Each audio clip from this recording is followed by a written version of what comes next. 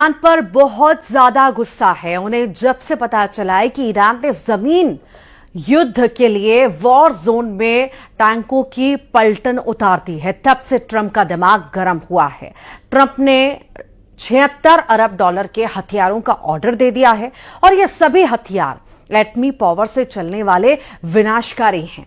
उधर ईरान ने धमकी दी है कि होर्मुज में अगर अमेरिकी नेवी ने एक भी हमला किया तो उसे तबाह कर दिया जाएगा। तो वहीं पेंटागन ने ईरान से युद्ध जीतने के लिए कई देशों के एक्सपर्ट से सुझाव भी मांग लिए हैं।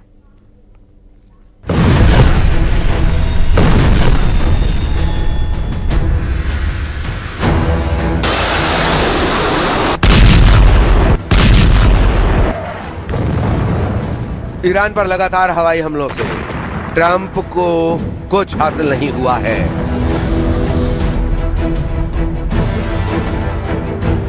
ट्रंप बंकर बस्टर बमों के धमाके कर ईरान को डरा नहीं पाए हैं।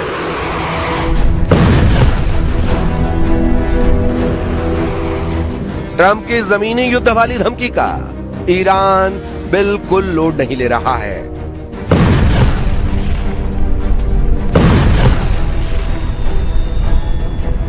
लेकिन अब ट्रंप ने ईरान से जीतने के लिए मदद का हाथ फैलाया है।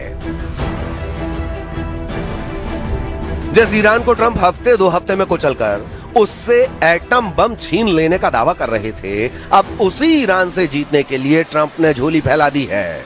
ट्रंप आइडिया मांग रहे हैं, ट्रंप जुगत पूछ रहे हैं, ट्रंप वो हथियार जानना चाहते हैं जिससे ईरान का घमंड तोड़ सकें।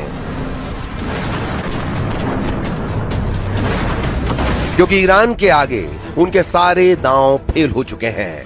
ईरान ट्रंप का रत्ती भर लोड नहीं ले रहा है। ईरान ने अमेरिका से जमीनी युद्ध का मोर्चा संभालना शुरू कर दिया है। ईरान उन बॉर्डर पर टैंक तैनात करने लगा है जहां से अमेरिका घुसने की कोशिश कर सकता है। ओपन सोर्स रिपोर्टिंग के अनुसार ईरान के अहवाज अबादान हवाई वे पर रूट नंबर 39 से ट्रांसपोर्टर पर T-72M या T-72M1 टैंक देखे गए हैं।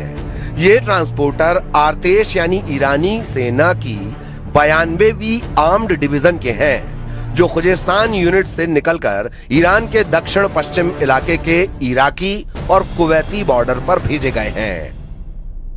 ईरान ऐलान कर रहा है कि जमीन पर युद्ध हो, यही वो चाहता है। ट्रंप की सेना को ग्राउंड ऑपरेशन में पीटने के लिए ईरान के लड़ाके हुंकार भर रहे हैं। यही नहीं, ईरान के कमांडर धमकी दे रहे हैं कि होर्मुज में नाकेबंदी करने की ट्रंप की कोशिश को अब करारा जवाब दिया जाएगा। ईरानी मिलिट्री सलाहकार मोहसिन रिजाई ने धमकी दी है कि अगर होर्मुज में यूएस नेवी ने हरकत की तो उसे उड़ा दिया जाएगा। مگه ما میتونیم محاصره دریایی تحمل کنیم؟ حتما برای ناوهای آمریکا، برای پایگاه آمریکا خطرات جدی به وجود خواهد اومد. یعنی ما دست بزنیم رو دست هم دیگه. ईरान के इसी तेवर ने ट्रंप की टेंशन बढ़ा रखी है, क्योंकि मोहसिन रिजाई ने यह दावा किया है कि अब तक अमेरिका ने युद्ध में सैनिकों की मौत का सच तक कबूल नहीं किया है। रेजाई ने दावा किया कि ईरान के लड़ाकों ने सैकड़ों अमेरिकी सैनिकों का सफाया किया है, जबकि अमेरिका ने युद्ध में सिर्फ 18 सैनिकों की मौत की पुष्टि की है। सुप्रीम लीडर मुस्तफा खामनेई के मिलिट्री एडवाइजर मोहसिन रिजाई के मुताबिक जुलाई में हुए हमलों में ईरान ने सैकड़ों अमेरिकी सैनिकों को मार डाला और सैकड़ों को घायल कर दिया है। प्रेस टीवी ने रिजाई के इंटरव्यू का हवाला देकर दावा किया कि अमेरिका ने हाल के हमलों में ईरान के कुल 650 लोगों के घायल होने और मारे जाने की बात मानी है, जबकि ईरानी सूत्रों का अनुमान है कि लगभग 500 अमेरिकी सैनिक मारे गए हैं। वहीं अमेरिकी सेंट्रल कमांड की लेटेस्ट रिपोर्ट में जॉर्डन और इराक में 4 अमेरिकी सैनिकों की मौत और ऑपरेशन एपिक फ्यूरी में कुल 14 सैनिकों के मारे जाने का अपडेट है। ईरान का दावा सच है तो उसके लिए यह खतरनाक साबित होगा। सुपर पावर अपने एक सैनिक की जान के लिए दुश्मन देश को तबाह कर डालता है। ट्रंप के इरादे भी अब ईरान के टोटल सफाई वाले दिख रहे हैं, जिसके लिए वो अब पुख्ता तैयारी कर रहे हैं।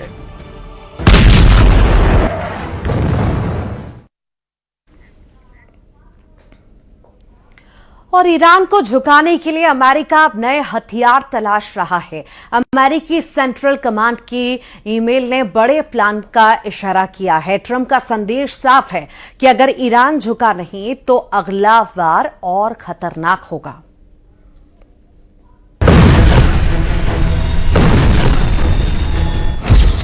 सीएनएन की एक रिपोर्ट के मुताबिक सेंटकॉम के एक खुफिया अधिकारी ने मिलिट्री एनालिस्ट के एक बड़े समूह को ईमेल भेजा है। इसमें कहा गया है कि अमेरिका ईरान पर दबाव बनाने और उसे सजा देने के लिए नए और गैर परंपरागत तरीकों की तलाश कर रहे हैं। हालांकि पेंटागन के एक्सपर्ट्स की तरफ से भेजे गए ईमेल में रणनीतियों के लिए क्राउडसोर्सिंग और ब्रेनस्टॉर्मिंग करना बेहद असामान्य है।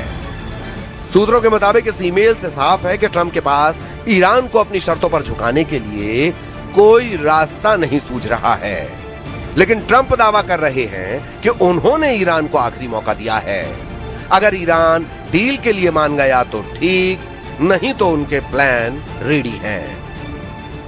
Well, you don't know. I don't know. I think we're going to maybe get something, but I want to give them every last chance before decapitation. Very tough to do what we have planned, still planned. We'll see what happens, but it's a very, very tough thing to do. I think I'm very proud of the fact that I'll give people a chance. This is a big move. To do an attack that big on a country, I'd rather not do it. Now, we've already through lots of large attacks, but they were normal large. Hopefully they'll come to their senses, because what happened, cannot have a nuclear weapon, but hopefully they'll come to their senses. Iran war को one sided बनाने के लिए Trump पूरा जोर लगा रहे हैं। CENTCOM ने नए तरीके आजमाने के सिग्नल दिए हैं। अमेरिका 3 गैर परंपरागत रणनीतियों पर फोकस करने जा रहा है। इसमें साइबर वॉर पहला है।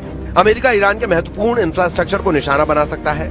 जैसा कि रिपोर्ट में दावा किया गया, वाटर सिस्टम और डिसैलिनेशन प्लांट्स पर साइबर अटैक पहले ही युद्ध का एक नया मोर्चा बन चुके हैं।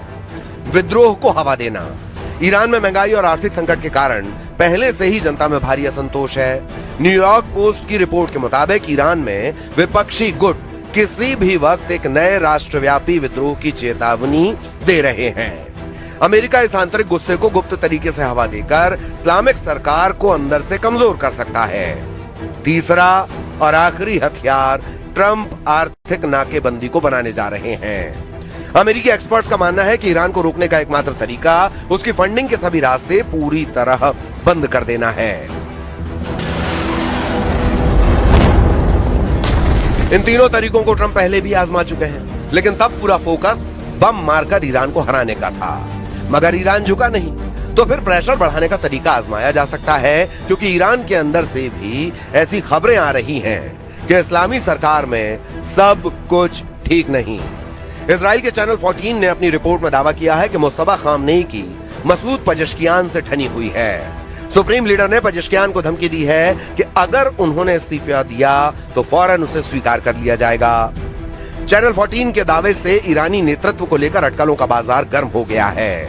चैनल 14 ने कहा है कि मसूद पजेश्कियान इस बात से भड़के हुए थे कि उनकी सरकार की राष्ट्रीय सुरक्षा और विदेश नीति से जुड़ी नीतियों को बनाने में उनकी भूमिका बहुत सीमित है। मुस्तफा खामनेई ने IRGC कमांडर अहमद वाहिदी को पूरी पावर दे रखी है। वही वॉर जोन में ईरान के सारे फैसले ले रहे हैं।